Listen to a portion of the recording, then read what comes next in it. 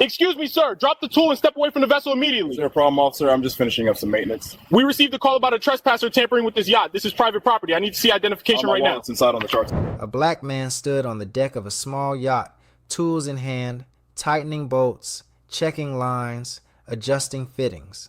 His movements were steady, practiced, deliberate. He was not a visitor. He was the owner. But to a neighbor watching from the pier, ownership was invisible. All they saw was trespass. Whispers spread quickly. "Who is he?" the neighbor muttered. "Why is he on that boat?" Suspicion hardened into certainty. Within minutes, a phone was out. A call was made. Police were summoned. The man continued his work, unbothered, unaware of the storm brewing.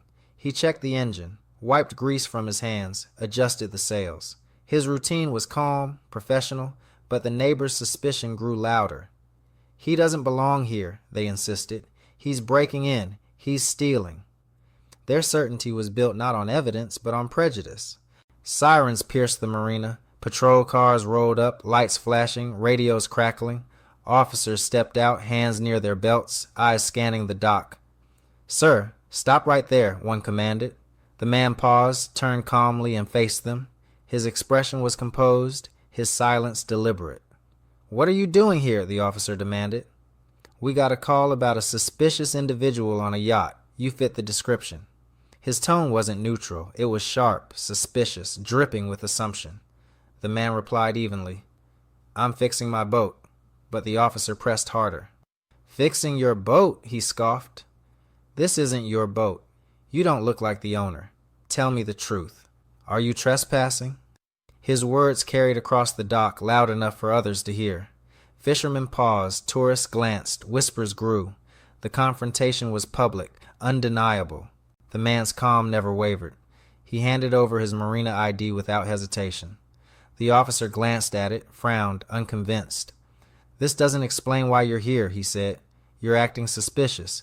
You're working on equipment, moving around like you own the place. That looks like tampering to me." His voice rose, his posture rigid, his tone commanding. "Step aside," the officer ordered. "We're going to detain you until we figure this out. If you resist, we'll arrest you. You've got 30 seconds to cooperate." His hand hovered near his cuffs, his eyes locked on the man, daring him to resist. But the man did not resist. He did not flinch. He simply looked at the officer, calm and unshaken, and said, "This yacht is mine." The words landed like thunder. For a moment, silence swallowed the dock. The officer blinked, stunned, his mouth opening but no words emerging. The neighbor gasped. Phones captured the moment. The man they had accused, the man they had threatened, the man they had tried to criminalize, was not a trespasser. He was the yacht's owner. The officer's face drained of color. His arrogance collapsed into panic. He tried to recover, tried to soften his tone, tried to backtrack. I didn't know. I thought I was just responding to a call." But the excuses sounded hollow, desperate, transparent. The damage was done. The humiliation was complete. The man's calm expression never changed. "Your job is to protect," he said, "not to profile, not to harass, not to deny dignity. Today you forgot that." His voice was calm, but it carried the weight of truth, undeniable and unshakable. The words struck like a verdict. "This yacht is mine." Silence swallowed the marina. The officer froze, his confidence shattered, his authority drained. The neighbor who had called the police stood speechless, their certainty collapsing into shame. The man they had accused, the man they had threatened, the man they had tried to criminalize was not a trespasser. He was the owner. The officer stammered, his voice cracking under the weight of humiliation. I didn't know. I thought I was just responding to calls." But the excuses rang hollow. Everyone had heard the threats, the accusations, the disdain. Everyone had seen the way prejudice had been wielded like a weapon. And now everyone saw the truth. The neighbor had tried to weaponize suspicion against the very man who owned the vessel.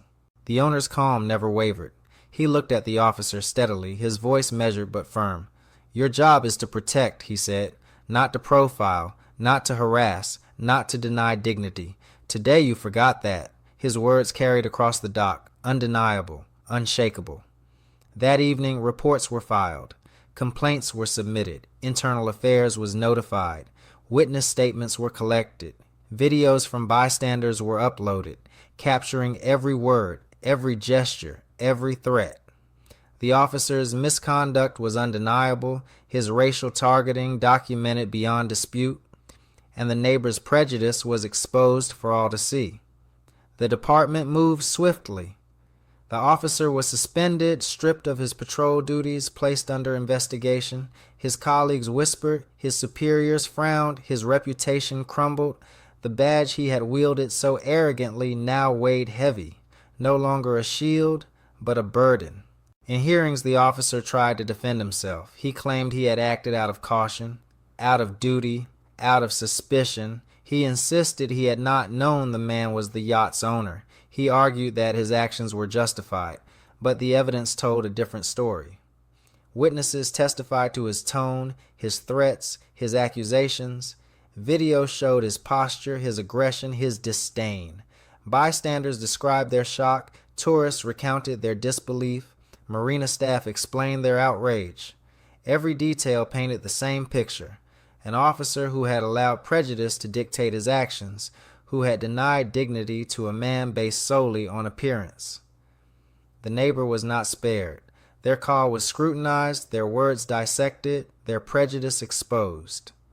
"He doesn't belong here," they had said. "He looks suspicious." Those words became evidence, proof of bias, documentation of discrimination. And when the lawsuits came, they were named alongside the officer. The defense faltered. Their arguments collapsed under the weight of evidence. Their attempts to justify sounded desperate, hollow, transparent. The jury saw through them. They saw not protectors of the marina, but violators of its peace. And when the verdict came, it was clear. Guilty. The officer was convicted of misconduct, of abuse of authority, of racial targeting. The neighbor was found liable for false reporting, for harassment, for discrimination. Their reputations collapsed, their finances drained, their arrogance punished. The punishment was severe, the consequences lasting. The very system they had abused now stood against them. The yacht owner walked away not as a victim, but as a victor. His calm resilience had exposed the rot of prejudice. His dignity had reminded the world that accountability is not optional, it is inevitable. He returned to his marina, greeted by respect from staff, validation from citizens, recognition of his truth. His presence was celebrated, his authority undeniable. But the story was larger than one officer, larger than one neighbor, larger than one yacht. It was about a system where arrogance collides with accountability, where prejudice collides with resistance, and where justice, though often delayed, can still arrive with force. It was about the countless encounters that never make headlines, the silent battles fought on docks, in neighborhoods, and workplaces across the nation. It was about the dignity denied, the rights ignored, the humanity questioned. And it was about the resilience of those who refuse to be broken, who stand tall, who demand justice. The officer's downfall became a lesson. Authority without respect is nothing. A badge without integrity is only metal. And those who weaponize their position against the innocent may one day find themselves crushed beneath the very law they swore to uphold. The neighbor's downfall became another lesson. Community without trust is nothing. A call without truth is only noise.